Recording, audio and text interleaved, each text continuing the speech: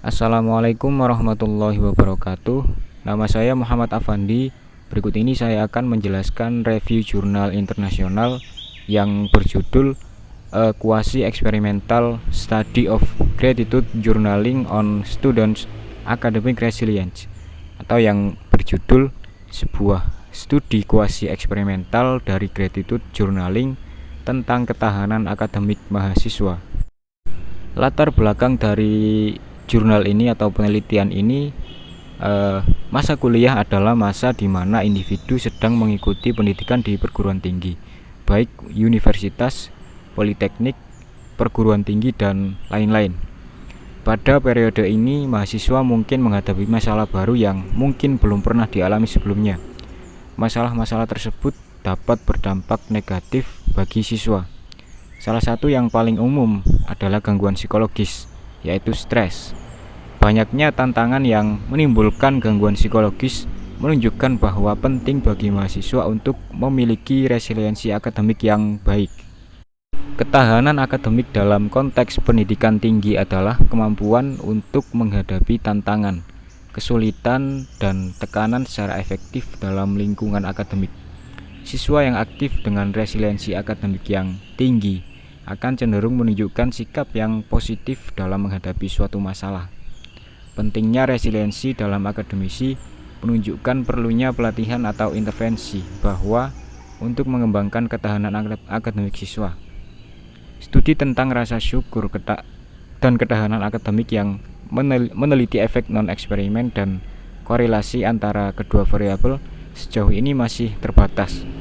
Oleh karena itu, penelitian eksperimental ini dilakukan untuk mengisi kekosongan tersebut dan sebagai tambahan kajian ilmiah terkait dengan rasa syukur dan ketahanan akademik untuk penelitian selanjutnya.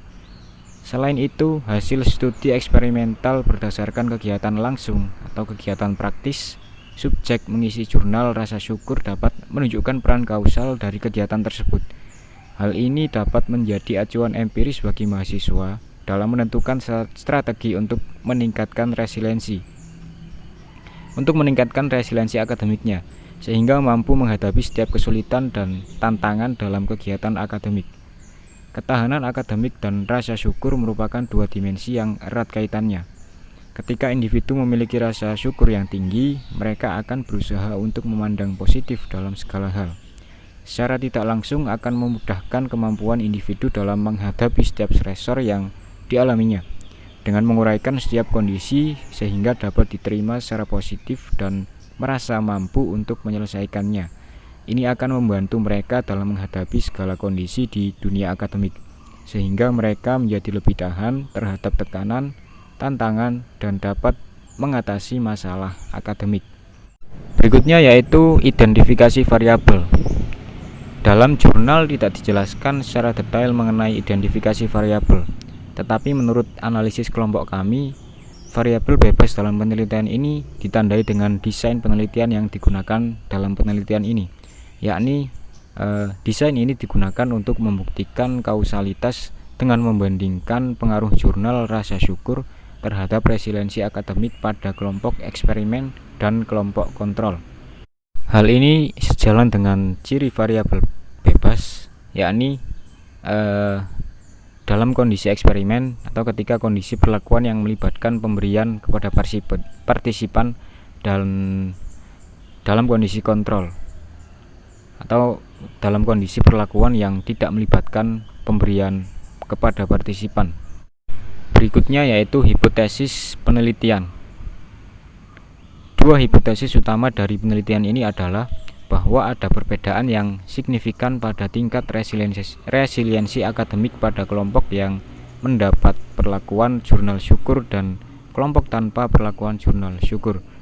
Kedua, terdapat perbedaan yang signifikan tingkat resiliensi akademik kelompok eksperimen sebelum dan sesudah perlakuan berupa jurnal syukur.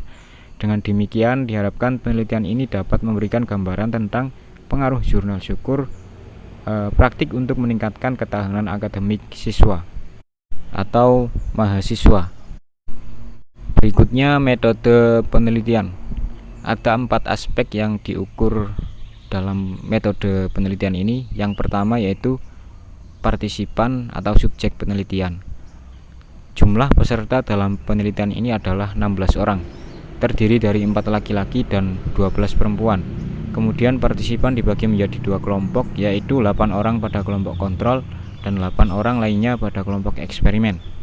Kemudian yang kedua, desain yang digunakan. Penelitian kuasi eksperimental ini menggunakan non-randomized pre-test post-test design dengan kontrol grup desain. Desain ini digunakan untuk membuktikan kausalitas dengan membandingkan pengaruh jurnal rasa syukur terhadap resiliensi akademik pada kelompok eksperimen dan kelompok kontrol. Yang ketiga yaitu pengukuran variabel dependent. Variabel terikat dalam penelitian ini yakni student academic resilience atau yang berarti ketahanan akademik mahasiswa. Pengukuran variabel dependent dilakukan dengan pretest skor skala resiliensi akademik dan jurnal syukur sebelum perlakuan eksperimen, dan post-test skor skala resiliensi akademik dan syukur setelah perlakuan eksperimen. Berikutnya yang keempat, prosedur dalam eksperimen. Ada 3 sesi dalam prosedur ini. Sesi yang pertama meliputi pengenalan dan sosialisasi prosedur penelitian.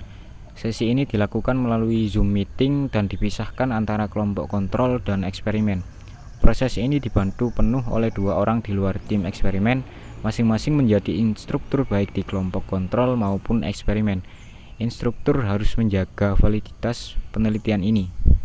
Kemudian yang kedua atau sesi 2 meliputi pengobatan selama 1 minggu.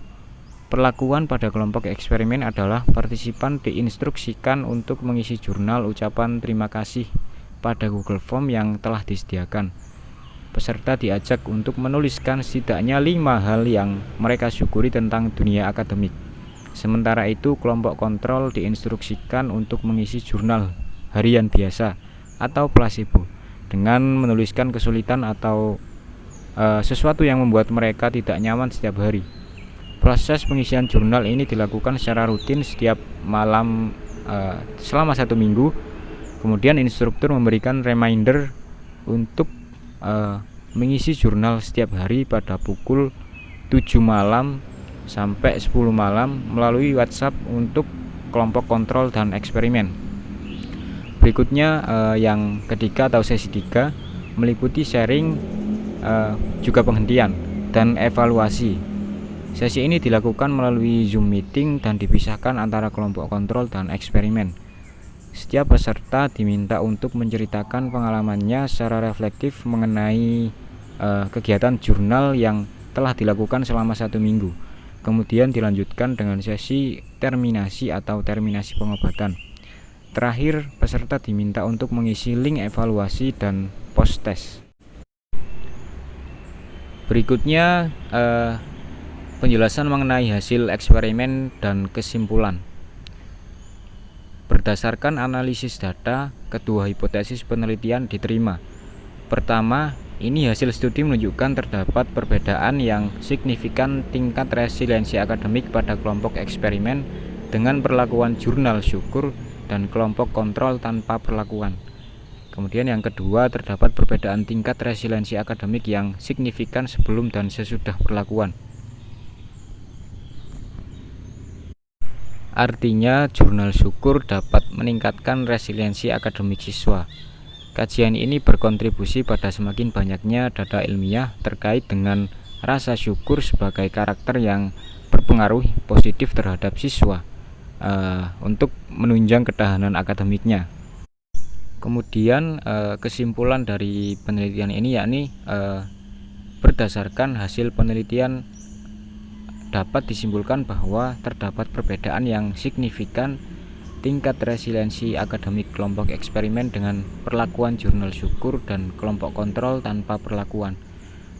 Kedua, terdapat perbedaan tingkat resiliensi akademik yang signifikan pada kelompok eksperimen sebelum dan sesudah perlakuan. Dengan demikian dapat disimpulkan bahwa jurnal syukur memiliki pengaruh yang signifikan terhadap meningkatkan ketahanan akademik siswa atau mahasiswa. Oleh karena itu penting bagi mahasiswa untuk memiliki nilai syukur sebagai salah satu karakter pembentuk resiliensi akademik agar mampu bertahan dalam menghadapi setiap kesulitan dan tantangan selama kegiatan akademik.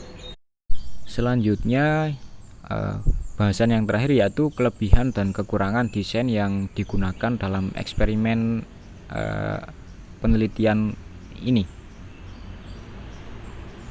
Yang pertama, kelebihannya yaitu desain yang digunakan dalam eksperimen ini sudah sesuai dengan subjek dan variabel yang diangkat. Kemudian yang kedua, berikutnya, penelitian ini menggunakan jenis eksperimen kuasi yang memiliki keuntungan bisa ada perlakuan ataupun tidak ada perlakuan dalam kelompok eksperimen. Selanjutnya, yang kedua yaitu kekurangan desain yang digunakan dalam eksperimen ini atau penelitian ini, yaitu subjek penelitian terlalu sedikit sehingga hasil penelitian kurang mampu mengikat fenomena atau kejadian yang serupa di luar sampel karena masih adanya keterbatasan dalam penelitian atau purposive sampling. Sekian penjelasan review jurnal dari kelompok kami, kurang lebihnya mohon maaf. Wassalamualaikum warahmatullahi wabarakatuh.